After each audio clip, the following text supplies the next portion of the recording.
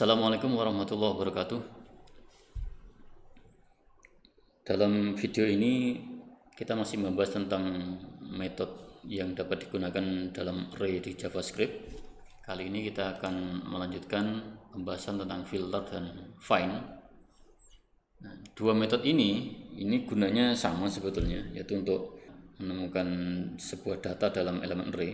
Cuma bedanya nanti kalau filter ini data yang bisa ditampilkan itu banyak, tapi kalau find dia hanya bisa menampilkan satu data saja. Baik, untuk prakteknya langsung kita siapkan di Visual Studio Code-nya. Sekarang ke 11 filter. Ini gunanya adalah untuk menyaring itu aja ya, menyaring elemen array. Nah, ini nanti data yang ditampilkan bisa banyak nilai, beda dengan find. Baik, misalkan kita buat variabel namanya data. Nanti kita isi dengan angka 1, 4,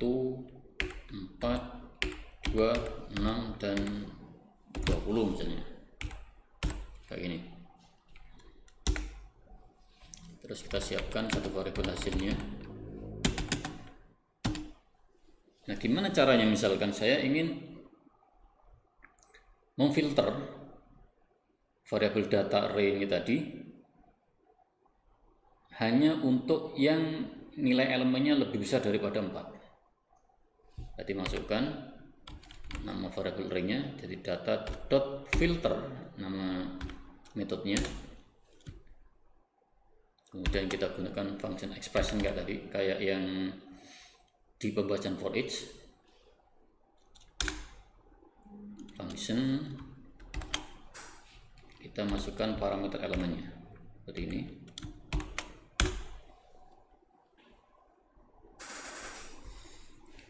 Nah, kemudian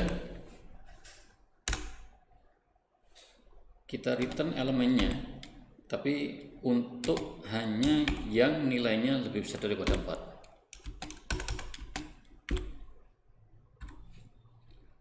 Dan baru kita konsul.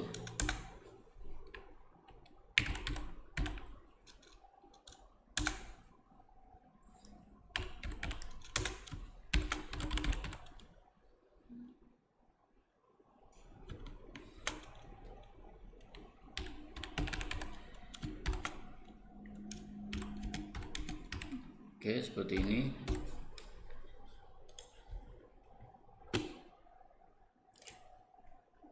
Atau mungkin untuk lebih jelasnya ini kita remark dulu aja. Ini kita tampilkan console.log data.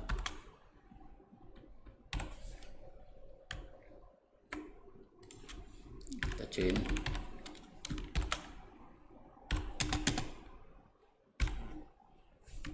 Oke, kita save, kita tampilkan ini ya, 1, 4, 2, 6, 20 sama dengan yang kita tulis. Baik, kalau sudah, yang ini tadi kita aktifkan kembali.